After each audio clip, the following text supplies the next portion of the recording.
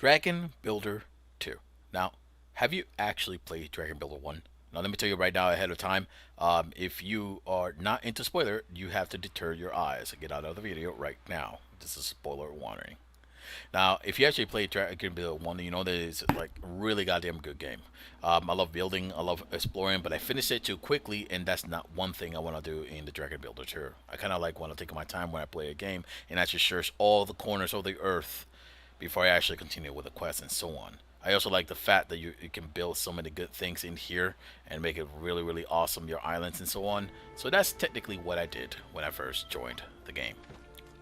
Now, the thing that I did is I wanted to actually do all the puzzles first. I don't know if they actually give me more power.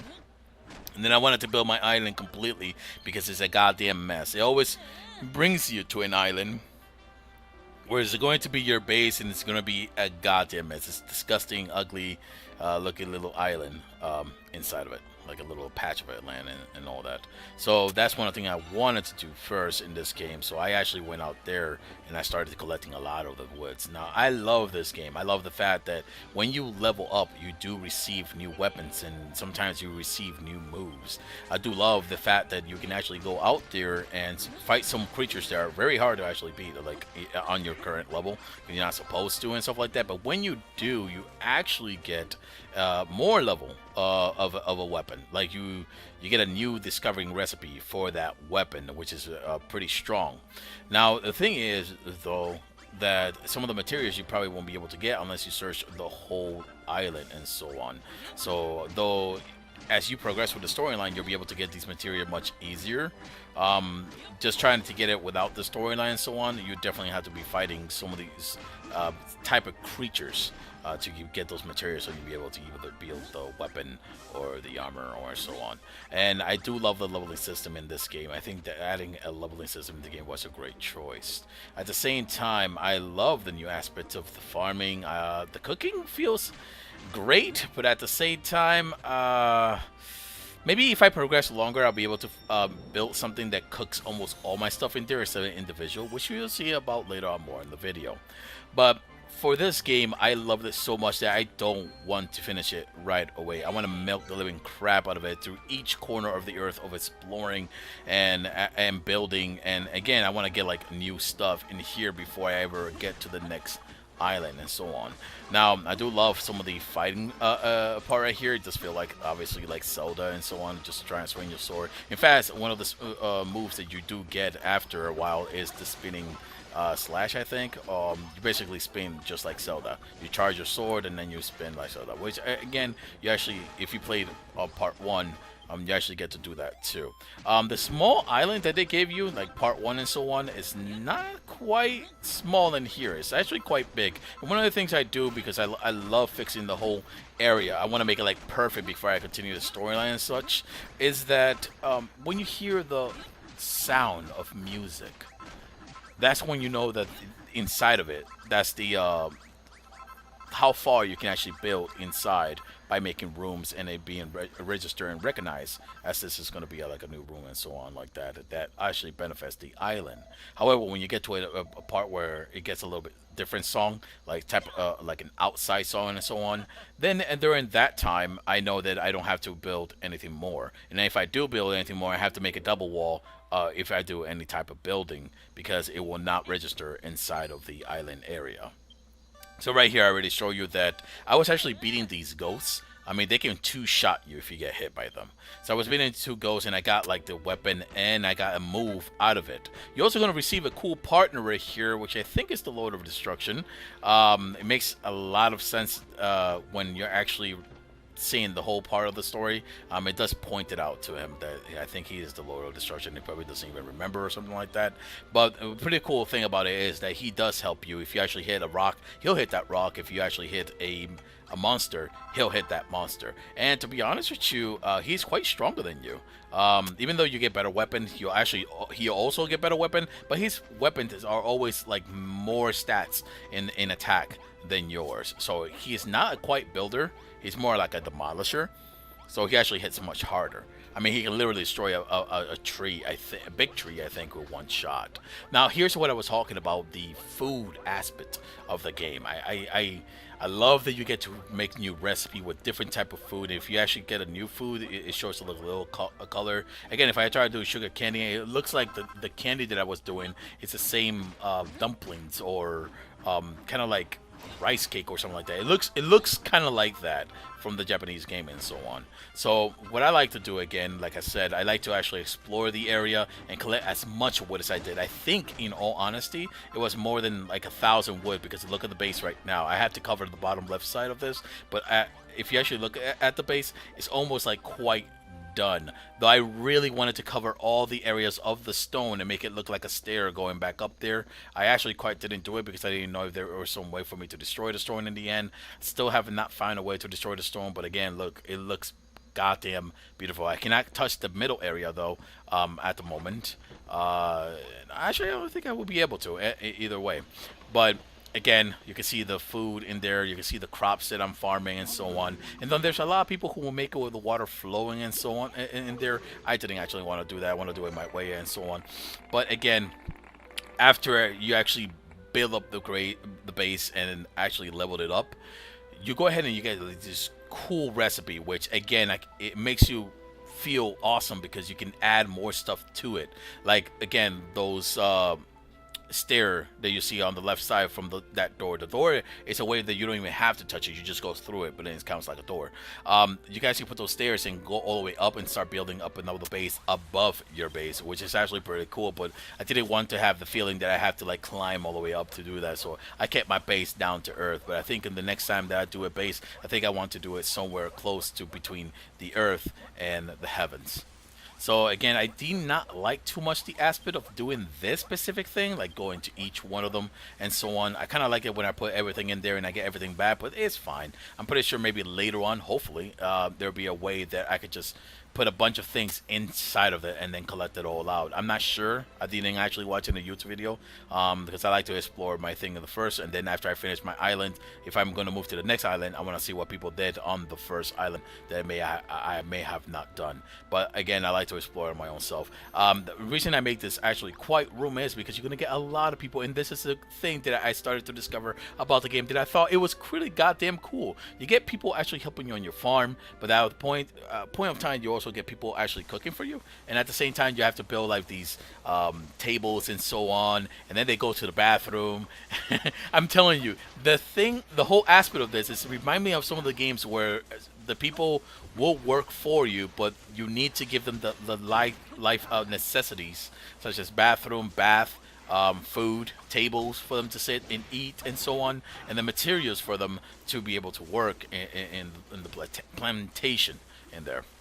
So I thought it was pretty cool, and then as you see right now, I love exploring. I love finding out if there's new monster. And the funny part is, I always love when they add something from the Dragon Quest series. Which again, I think I fought this monster in the Dragon Quest. I'm sure it's not one of them. It might be one of the ones that I had like a pet, and you fight each other with a golem and so on. But I quite loved it that I was able to find this specific monster inside of it, and the amount of EXP that he actually gives is not quite more than the ghost that you find at night. The ghost is actually much stronger. Again, 2 shots, but again, they give you quite a good amount of EXP. So as you see right now, there's a couple people in here, and I tried to put more bed. And the reason that is because I took all the beds from the main building base because I didn't want them to sleep in there. I wanted that to be a working area, but in the future, I actually destroyed that area and made a different area for the working, like open area for work space. And then during that time, I started building bathrooms, bedroom, and stuff like that. This is supposed to be like the big kitchen. It says simple kitchen, so you know how big the space is, but it's supposed to be the big kitchen for me. I'm pretty sure in the future, as I go into the next island, I'm gonna find a better way to make kitchens in here. So I did heard that there are some recipe and stuff, so it's pretty cool. So as you see right now, I actually can put some food in there, and then go out, they grab that food, and they go out to eat themselves. And later on, they want a table where the person where I put the food start cooking for me, which I feel is really great. Later on, you're actually going to be able to build trees and have the ability to make forests if you wanted to. Like, it's goddamn cool, the imagination of things that you can actually build in this game. So I actually had to stop at one point in a moment because I felt that I wouldn't be able to play any other game. Like right now, I'm actually stopping from playing Battle Forge at this moment. And the reason that is because I'm getting too much into this quite game. So today I technically didn't even touch the game, which I need to actually jump in, do my little daily, and then come back out. But again, loving this game. I love how they always kept the some of the original things, which on the left side of the wall is where you can actually fight for it. It doesn't come to the other right side of the wall. I love that didn't not carry my arm through it, telling me, "Oh, you have to build like this fence thing, like they did in Dragon Builder 1." That allowed me to explore. These people also can have I think a way for you. I didn't know it until later, but a way that you can actually give them some of the weapons so they can actually fight stronger than what they do now. One specific person has a weapon. My partner obviously has one of the strong weapon. I have a weapon, but everybody else is fighting with their fists. So during this time, it takes quite a little longer to actually beat them. But later on, I noticed that you can build a weapon, press X, and you can actually hand in the specific weapon. The thing is that you cannot give them the weapon is anything from Malroth, which is your partner. Anything that you build for yourself, except I think one of the sword with that you actually discover, it cannot give those ones specifically. Now I actually went into exploring again out there, and one of the things that really did piss me off is that lightning status effect, which is telling me that I am now paralyzed. So when I swing my sword, I can actually sometimes miss and so on. But again, back to the beginning of the way that you actually fight the monster. There's something else that does appear, which is it's a random monster trying to destroy your crops. Now, I did saw those monsters and intercepted them before they get too close to the crops, and that's where I had the idea that I need to build up a bigger wall, like stronger wall and farther wall around the whole area of the map.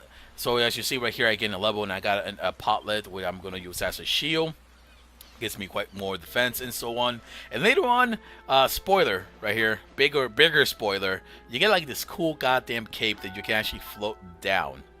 I quite like that, to be able to actually go around bigger heights and then float down. Like I can probably just make a building up in the sky heavens, then aim my way to float down to any direction. And that's why I thought it was really cool, because that actually promotes me to go up and make a heaven base and so on. So as you see right now, I got my base increased. I got a bunch of hearts. I never understand what the heart actually do so far, but I will probably read on later. But again, all these things that they're giving me, like the floor, the little basic bridge, the windows and stuff like that, I can add those into my base, though I have not done yet. At one point at the end, before I move to the next islands, I will remodel the area where I'm going to make more houses look alike, like they'll close and stuff like that, a bigger base onto it, and then I'll move to the next island, which I'm not sure if after I beat the island I'll need to ever to come back, but I hope they have some way for me to come back to do stuff in here, because I actually find it fun. But again, I don't want to rush it.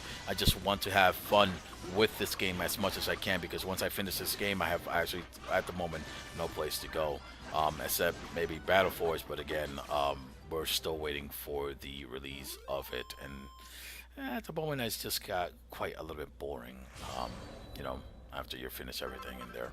So again, I love the stuff in here. Look at this: tomatoes, sugar cane, cabbage, pumpkins. Like there's a wheat, obviously. And then look, this is what I wanted to actually show you guys. That's disgusting. I actually can go into the bathroom and take the feces off of it, because you can actually make fertilizers, which you can put around in a 6x6 maybe. I think it was.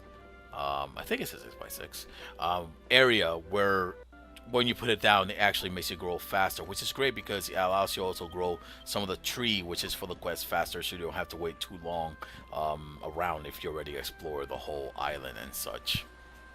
So there are stuff in here that will happen that will be a bit crazy and so on. I don't want to spoil those, but look at that beautiful tree. It's increasing and stuff like that. I actually didn't get to actually show what happens later on reciting that tree, but you'll admit it once you play the game. So here's the wall. I didn't actually get to actually build that wall normally. And look at the guys in the back with the bathroom part waiting for their line. I thought it was actually pretty cool in there. You know, everybody's they work. Now they go to take a shower and they're all going to sleep. The wall in there, I actually could not build it. I just destroyed it from a search area. And once I did that, I brought all the walls into my base because they can't be destroyed by their monsters and stuff like that. So I put it in the front area where the battle actually began. Look at that. That looks also goddamn cool. That was actually a little small room that I had to build for a specific NPC with their name, stuff like that. See, I made that tree, used the fertilizer, and I built a swing. Look, I had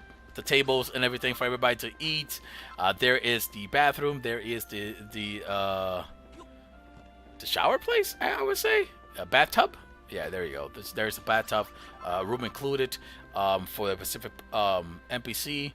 The kitchen, where somebody will go in there and pretty much farm. But this is actually going to be already the end of the video, as this is the bad harvester, and does something bad happens later on, but which I don't want to spoiled at the moment. So if you actually like this game, it's on Switch. I think it's on PS4, and I think it's a great goddamn awesome game. It will take the killing time that you ever want for playing it.